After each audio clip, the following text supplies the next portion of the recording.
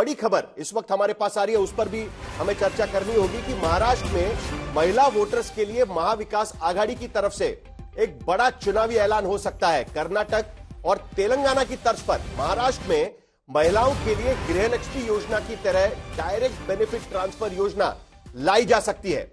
यह बड़ी खबर आ रही है।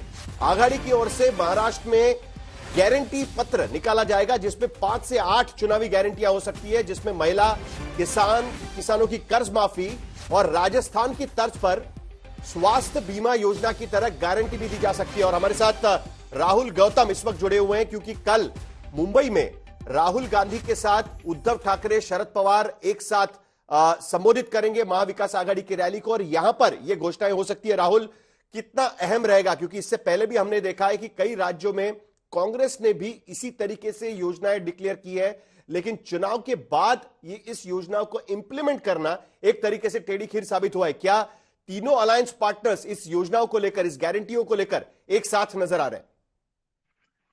देखिए साहिल, जब पहले ये इन गारंटीज को डिसाइड किया गया था कांग्रेस पार्टी की तरफ से, तब थोड़े ऑब्जेक्शन थे शरद पवार और उद्धव ठाकरे की तरफ से। ऐसी जानकारी दी गई हमको सूत्रों के द्वारा, लेकिन बाद में उन तमाम चीजों को अब पार पा लिया गया है। और कल कांग्रेस महाविकास आघाड़ी, मतलब जो तीनों पार्टनर्स हैं, कांग्रेस, शिवसेना और एनसीपी शरद पवार की, तीनों मिलकर 5 से 8 गारंटीज लॉन्च कर सकते हैं, लोगों को प्रॉमिस कर सकते हैं। इसमें सबसे इंपॉर्टेंट जो 3 गारंटीज हैं, मैं वो जल्दी से बता देता हूँ।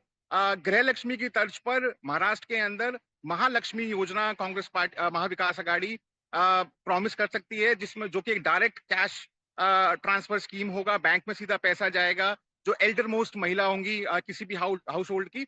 इसके अलावा 3 लाख रुपए तक का कर्ज माफी का भी प्रपोजल है।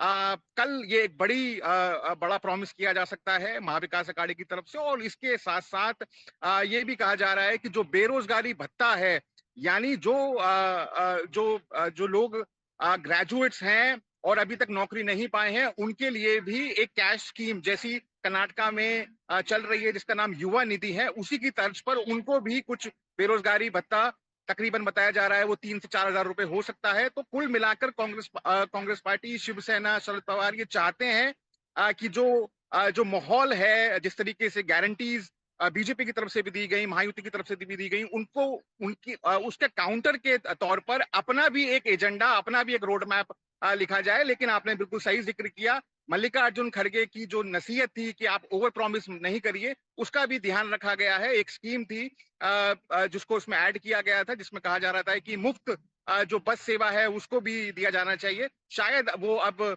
गारंटीज का पार्ट नहीं होगी। तो बहुत संभल कर महाविकास आघाड़ी आगे चल रहे हैं कि अगर कल को सत्ता में आते हैं तो ऐसी स्थिति ना पैदा हो जैसी महाराष्ट्र, जैसी कर्नाटक के अंदर उनको आरोप लगते रहते हैं। स्कीम के बदले में स्कीम, और अगर आप 1500 दे रहे हैं तो हम 2000 देंगे, इस तरीके की तैयारी की जा रही है। मल्लिकार्जुन खड़गे का जिक्र अभी राहुल गौतम ने किया है। झारखंड में भी चुनाव चल रहा है। झारखंड जाकर मल्लिकार्जुन खड़गे, कांग्रेस पार्टी के राष्ट्रीय अध्यक्ष, उन्होंने साफ कह दिया कि अगर कांग्रेस पार्टी कोई किसी भी तरीके से गारंटी लाती है, कोई स्कीम लाती है, तो उसको चलाने का जिम्मा उनका है और वो चलाकर दिखाएंगे।